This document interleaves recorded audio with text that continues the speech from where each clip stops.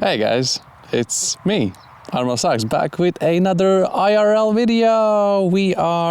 I'm gonna cheat sheet. We are in Įstros AVIAPARKAS, I think it's Aviation Park, Air Museum in Lithuania. It is a very small museum. It has a porcelain museum inside, which is pretty cool if you like art form in such a form. And also there's a lot of like electronic devices from aircrafts and like from cockpits and things like that. Obviously we're focusing mostly on the things that, well, I like, which is a couple of the jets they have out here. We're gonna look at those. There's literally like 6 aircraft, so this is not gonna be a long video.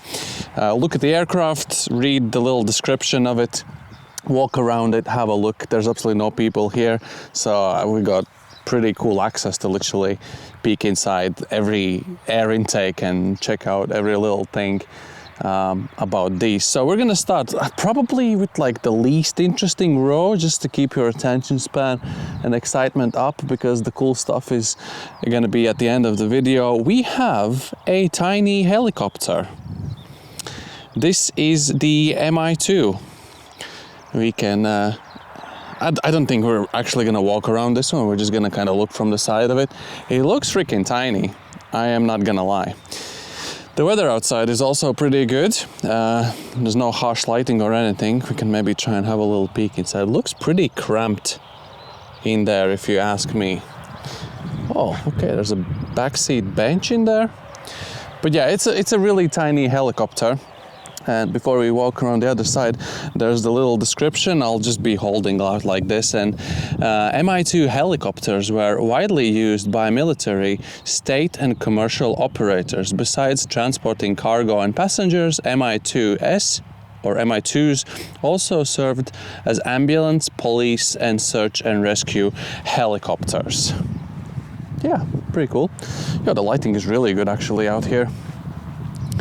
So yeah, this is the Mi-2. You can see some interesting exhausts up there on the top. Those are actually massive exhausts.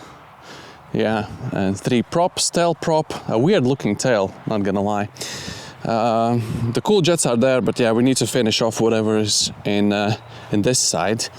And I looked at the big jets already, but I haven't looked at this one, and I wanna try and guess what it is. Definitely a Red Star, Soviet era. Soviet, Chinese, I don't know, Soviet, probably Soviet. Some kind of LA MiG something, I don't know. LA, wow, okay. LA 29. Jet trainer, made in Czechoslovakia in 1959. We can actually walk around this one. I want to peek in I don't know, it's a weird thing to do, but I want to peek into every little air intake I can. Oh, you can actually see through the outside all the way from the engine, whatever, jet exhaust, whatever you would call it. Some flap controls. Oh, that rudder has seen better days.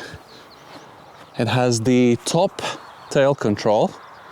A lot of the aircraft, the tail control is somewhere around here below the rudder. This one has the top one, kind of in a T shape. That's the exhaust. We can literally... okay. There's definitely no engine in there. Air brake down here. You can see it's operated probably hydraulically. Yeah, there goes like a little hydraulic pipe, hose, whatever. And yeah, this is the LA-29. I'm gonna be honest, I didn't know an LA-29 exists at all. So yeah, this is definitely a first for me and anyone watching from any Slavic countries. Czechoslovakia made this, so yeah, it's pretty interesting. The glass is quite yellowish. I can't really see myself up, so maybe you can see something in there. I'm not entirely sure if you can see anything in there. But yeah, this is the smallest aircraft as a jet, as a plane here. So yeah, we're gonna move on to a bigger mamma jamma. While we walk there, how y'all doing, guys? You good? The weather is nice. The summer's been okay. It looks like it's not gonna be overly hot, which I like. because I can't stand being hot. Wow! 1, 2, how many prop blade? This is 5? 5? That's probably weirdly balanced. This is a big helicopter, and its prop actually reaches all the way. I can actually reach it with my hand. I'm not going to, but I could. It's a big one. MI8. Okay, let's have a look at the MI8. This does not have a conventional description. It's a medium lift helicopter made in Russia in 1967. Wow, this helicopter is 2 years older than my mother. And again, it's a helicopter, so, and on top of that, it's a big helicopter, so I don't think we're gonna fully go around. Just have a look. Yo, this is an absolute Titanic bus as a helicopter. Like, look at all the space in there. Pretty insane. We can peek through the window. Maybe you can see something. I'm using a mic, but I hope the wind is not too much for this to be all ruined. Yeah, it's all hazy. You're not really gonna see too much. And now I'm thinking, because of the wind, maybe we should go from that end this way, so I'm not walking towards the wind, so the wind is behind me at all times. Oh no, the big jets have their jet turbine exhaust closed with those cover thingies. I'm gonna flip you around now. So this is the backside and the massive tail controls and the jet exhaust with the rudder of a MiG-21. It's I think a lot of these MiGs were in this color scheme. I've been in quite a few museums. In that kind of sense, I've been quite lucky, and a lot of them are in this color scheme. The gear is pretty basic. We're gonna see some of the SUs up there. They have like overly engineered and like difficult landing gear. But yeah, MiG-21, as we all know it. Yeah, looks pretty cool. There's gonna be the little description somewhere. You can stand right in front. Like, this literally goes straight into my chest. Damn, dude. It's very low aircraft for some reason. I don't know, it just feels like it's very low. Anyway, it is our jet fighter made in Russia in 1959. MiG-21 jet fighters were used in 47 countries.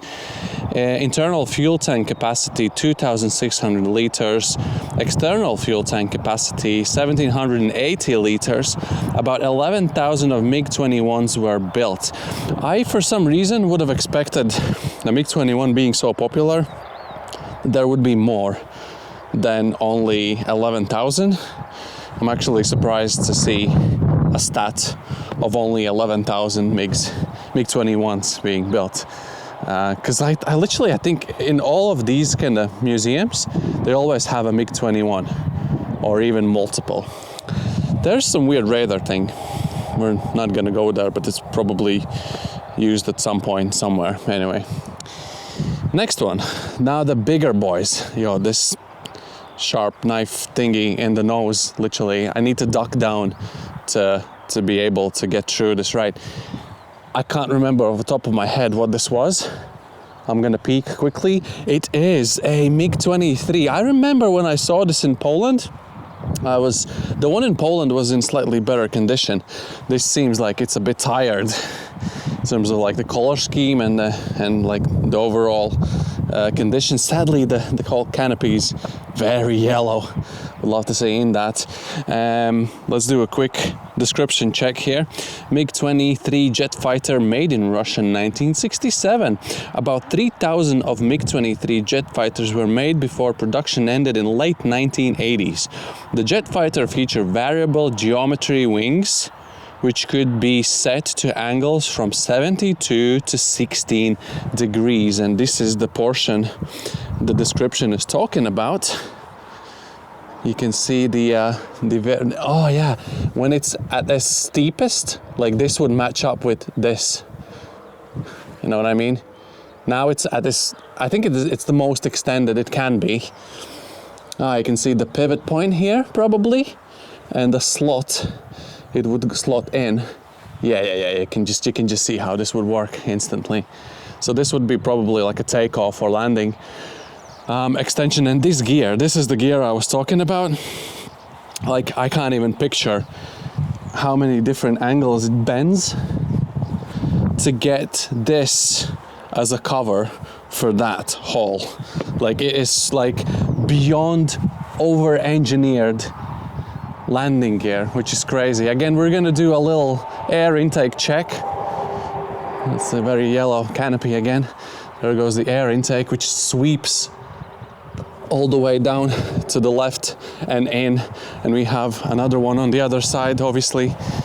Let's walk just below here. What a crazy aircraft. I remember I mean, it's a weird hobby. I was pretty happy to see this one in real life, in Poland for the first time, because it is a humongous plane when you think about it. It is massive, absolutely massive. I'm not sure what that fin is on the bottom, if I'm completely honest. I'm not entirely sure. Yeah, the landing gear, the side view of the rudder up here, and the massive, like these tail controls, tail controls, I guess.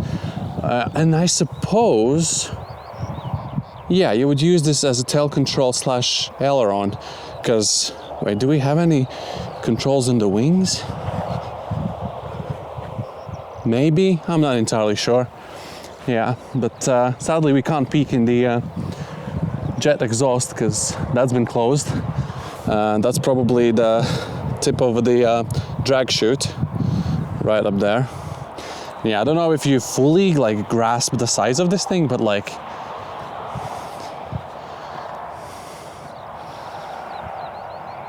yeah, I mean, it's hella big. It's hella big.